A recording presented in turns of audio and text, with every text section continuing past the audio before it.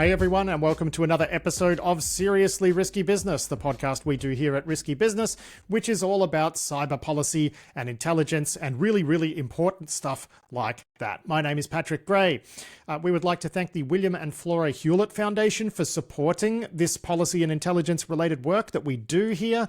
And we'd also like to thank this week's sponsor, which is SpectreOps. And SpectreOps are the makers of Bloodhound, which is a tremendously useful tool for enumerating attack paths through things like Active Directory. They also do cloud-based stuff and Entra ID attack path enumeration as well. But yeah, very cool stuff. If you don't know them, go check them out. Bloodhound, SpectreOps. All right, so joining me now is Tom Uren, who is our policy and intelligence editor. And we're going to talk through the newsletter that he's written today, which is going out in the Seriously Risky Business newsletter. You can find subscription links to that one at risky.biz. And Tom, this week's edition, I guess you'd call it the scam edition, because you've covered a whole bunch of stuff related to the sort of, cyber scam ecosystem.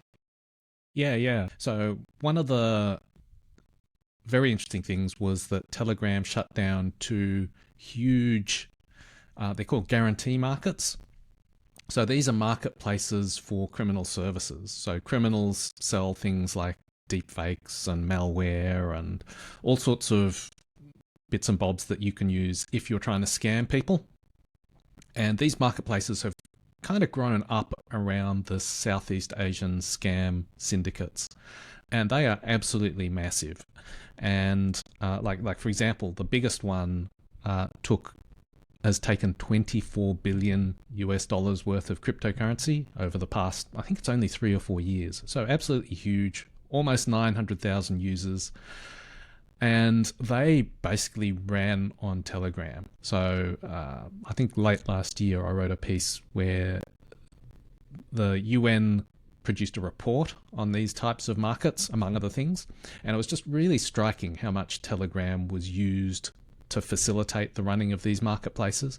And so in the last week, Telegram shut down the two biggest of these marketplaces. And I sort of look at why this has happened, because Telegram has traditionally been not the most cooperative when it comes to law enforcement and moderation requests. And my take is that it's because the CEO, Pavel Durov, was arrested in France last year, in August last year. And he was arrested because it turns out the French prosecutors, there had been lots of different officers that had tried to get cooperation with Telegram, and none of them ever had. And it wasn't until they had, I guess, collated all the times that they'd tried, they realized that over something like 9 or 10 years, Telegram had just not cooperated with over nearly 2,500 requests. And so at that point, the prosecutors went, okay, well, I think that's worthy of levying some charges against Durov. And Durov happens to be a French citizen. And so when he visited France, he was arrested. And amazingly, almost overnight, there was a sea change at Telegram where they started cooperating with requests. They've charged him with essentially facilitating a whole bunch of crime. And when you start looking at these numbers where, as you say, like $24 billion in money laundering, involving organizations that are now subject to US Treasury sanctions, you sort of think, what were you doing? Yeah, it's not as if, like Telegram's not encrypted in a way where you don't know things are going on. Like, it's not like Signal where everything is end-to-end encrypted. These are public channels where, public to some degree, where you can join and you can see what's going on. Like there was that UN report in August last year, I think it was. More recently, there's been reports from Elliptic, which is a blockchain analysis company. Wired's done an article on them. Like these are not open secrets of 900,000 people. Yeah, exactly. When you've got nearly 1 million people participating in a thriving criminal marketplace, it's not like Telegram doesn't know about it. And, I can understand some social media organizations saying, well, the cost of moderating absolutely everything is going to be too high. But, this is a crime marketplace with nearly 1 million people in it. You would think that closing it would be a fairly easy decision. And apparently until you are threatened with spending time in a French prison, it's not something you want to do. Yeah, I think it's interesting, your comment. Like, I agree, social media companies can't moderate everything, but this is the largest criminal marketplace ever in history. Yeah, the dark web eats your heart out, basically. I think at various times through this whole drama, I've referred to Telegram as the dark web in your pocket, right? And, here we are. Yeah. And so the question for me this raises is, how long does Telegram's cooperation continue? So one of the articles I looked at was a Wired article that looks at the history of its cooperation. And in the past, Telegram has cooperated with police. So I think it was 2017, 2018, it describes it as a high watermark. And at that point, they were looking for funding. And so they were cleaning up things to present a more appealing picture to investors. And so it seems like Durov's natural inclination is to not cooperate. But when he needs to, he will. So in the past it was funding. Now it's because he's facing very serious legal threats. And so do those motivations continue for him all over time, or does he revert back to type? Now, cynical me thinks that perhaps there needs to be some sort of leverage that will maintain that. In the EU, they've got the Digital Services Act, which is relatively recent, that I think has more sticks, I guess, to try and encourage that cooperation.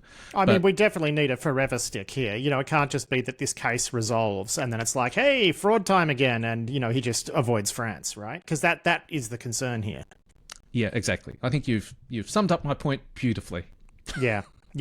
So, there's also some other stuff happening with Pavel Durov at the moment where he's kind of picking a fight with the French government over the Romanian election, of all things. Now, the very pro-Russian candidate just lost in the Romanian election over the weekend, and this has made Pavel Durov very unhappy. In fact, he is supporting efforts from the failed candidate to, have the election annulled and, blah, blah, blah, blah, blah. But he was also posting before the election that the French government was asking him to silence conservative voices. It looks like really what had happened is the French government had identified various nodes in disinformation networks, bots essentially, and asked Telegram to take them down. And now, Durov is couching this as, an attempt to silence conservative voices, which, if they're automated bots, I have a problem with calling them voices. Right. So, it seems like he is sort of caught between trying to please the Europeans to stay out of prison and trying to please the Russians so he doesn't wind up being pushed out of a window, which doesn't seem like a particularly happy place to be. No, it's... I think that is very much a problem for him. And I think it's interesting that he's not even out of the French court case. That investigation's still going, and he's still trying to satisfy what appears to be his masters in Russia, or Russian interests. And so this is part of the reason that I'm concerned about the long-term prospects for Telegram staying on the straight and narrow, I guess. Yeah. If you can call the straight and narrow taking down the two largest illegal marketplaces ever. Yeah. We got to remember too that Telegram has been embroiled in some scandals in Eastern Europe, or we call it Central Europe now. So, there was an allegation that a lot of vote buying was happening in Moldova via Telegram. Allegations surfacing that similar kind of things were happening in Romania in the lead up to their most recent election. So, and it's long been thought that Durov has a close relationship with Russian security services. So I do feel like this guy is really between a rock and a hard place where, okay, maybe he can sacrifice the Cambodian scam lords, but he still has to play ball with the Russians on disinformation stuff, which is what a position to be in. I can't imagine I'd be very happy if I were him. Yeah, there's lots of circumstantial evidence that he's more closely related to Russian intelligence than he portrays. So he portrays himself as an exile, but from Russia. but he's been back many times. There's lots of anecdotal stories about Russian dissidents who thought the Telegram was safe, and then they get hauled into the police station or the FSB, the security service, and the security service people will like read out their Telegram conversations. It's hard to know if that's like access to Telegram that's like technically very possible, or it's because every Telegram group has informants. Yeah. So there's some element of doubt. Either way, I mean, there is the whiff of Russian cooperation around Pavel Durov. Like, you know, any way you slice or dice it. And logically, it just makes sense that would be the case. The most convincing thing is what he said about the Romanian election, where he supported Russian interests. It was in the hours before the polls closed. So it's, you know, if you've got a problem with what the French are doing, you can either do it, you can say, what the French have requested, allegedly. You can either do it exactly at the time, or you can do it after the election. But doing it in the middle of polls very much feels like you're trying to influence the election rather than stay out of it. Yeah. Well, didn't work. No. So there you go. Now, look, you've also written a piece here. You've just directed people to read a piece from Rest of World, which chronicles the personal stories of some of the people who are trafficked into these scam compounds to do the actual scamming. It's heartbreaking stuff. So people can go and read about that one in the newsletter and then click through to the Rest of World piece. But you've also got another item in here which really looks at how Meta is the cornerstone of the scam economy. This is where victims are found, is Instagram and Facebook, basically.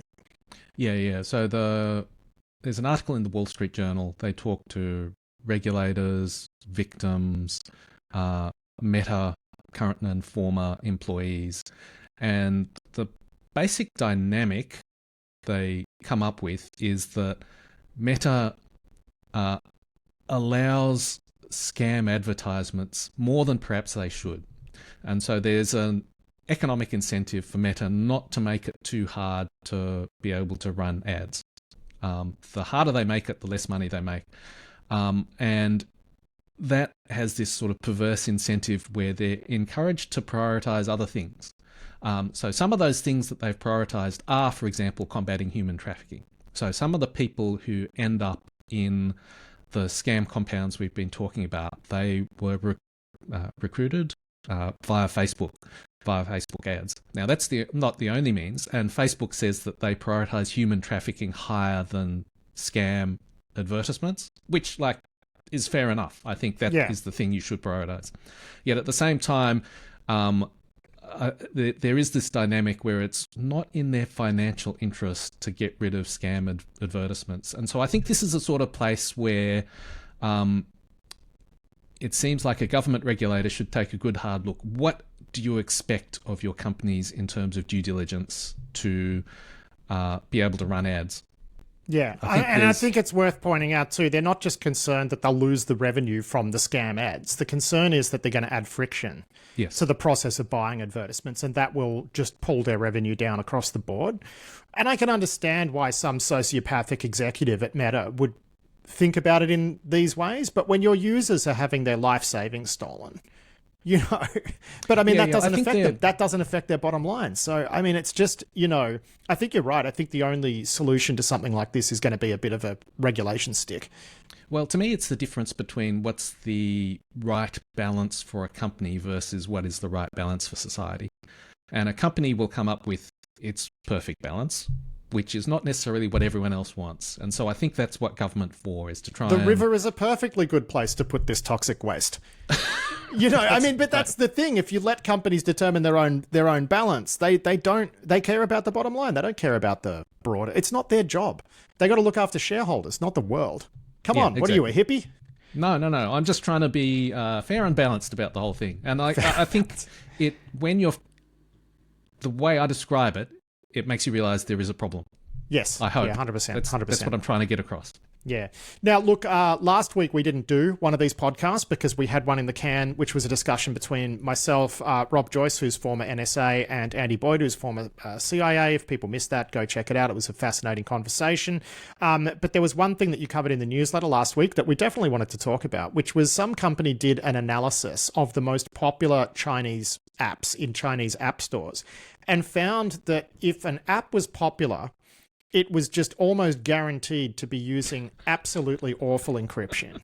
And this is very interesting because you wonder if that is policy, right? I mean, if you are a signals intelligence agency in a country like China where you could force people to use bad encryption, would you implement that policy so that you could break stuff on the wire? I mean, I don't know that that's the case, right? Because you got to remember too that the Chinese government gets an awful lot of cooperation out of the app makers. So I don't know how often they would need to actually break stuff on the wire, but the whole thing is very weird.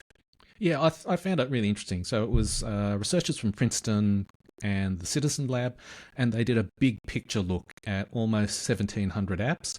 So there have been lots of, I guess, point reports which look at a particular Chinese app, this one or that one. And, amazingly, the security settings are typically bad. That is like looking with a spotlight, whereas this is showing you the big picture. They built an automated test system. They found that mostly there's, I think, something like 9 different families of cryptographic systems, and almost all of them had faults that you could exploit in one way or another. Some of them were like just not checking certificates, so that it made it possible to man in the middle any communication. And of course, the Great Firewall is that kind of middle box that could potentially intercept and decrypt everything. They have the plumbing for that to be useful, I guess, is the point. Yeah. So I thought that was very interesting. Now, it's they all seem to use a different variety of different crypto systems that are all bad in their own unique ways. So that doesn't feel like a government policy. A government policy seems like you would use this or that. Yeah, here is a library, use that one. Yeah. But it is, at the same time, they found that the more popular an app was, the more likely that there was to be a problem. We had a listener suggest something interesting, which is they wondered how this might connect to historical crypto export controls. And I did wonder if there were export controls on Western crypto back then, and then you got the Snowden leaks and stuff, and perhaps these guys just don't trust the filthy, decadent, bourgeois Western crypto algorithms. Yeah, to be honest, I was hoping that someone would get in touch and say, here's the reason. Yeah. I've got this wonderful experience that is perfectly suited to answer this question. I just thought the whole thing was very fascinating. Is it policy? I don't think so, but in some ways it feels like it is. It's certainly in the Chinese government's interest. I mean, if it's not policy, there's probably people listening to this at the NSA right now saying, shut up. Because really, we're talking about very, very popular apps using vulnerable encryption, which is, terrific for China's adversaries. Then again, I mean, you've got to be present on the network in China to sort of exploit those sort of flaws, unless you're dealing with, cross-border communications and whatever. But yeah, it's just a weird thing. It's one of those stories where the results of that analysis are not what you would expect. I also think that in terms of for the Chinese state, their number one priority is internal stability. And so this, if it is a policy decision, if this is the way that they want their internet to be, I don't think they've got a choice. They can't make it a whole lot more secure because it's driven by the priority for internal security and surveillance. I think the way that manifests is that they could just dip into any WeChat conversation they want. You know what I mean? They don't need to pull stuff off the wire like peasants. They can just go straight to their access portal and read whatever they want.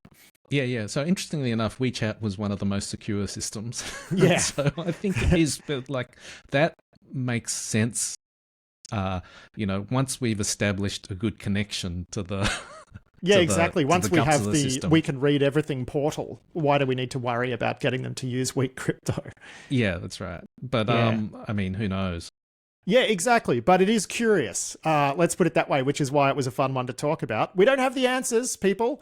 But you look at that and you just think, that's a bit strange. That's a bit strange. We'll wrap it up there. Tom Uren, thank you so much for joining me to talk through your newsletter of the week and last week's newsletter. Again, if you're not subscribed to Tom's newsletter and also Catalan's newsletter, because we've got 4 editions a week, head over to risky.biz and subscribe to them. Great to chat to you about your work this week, Tom. Thank you very much, and we'll do it again next week. Thanks, Patrick.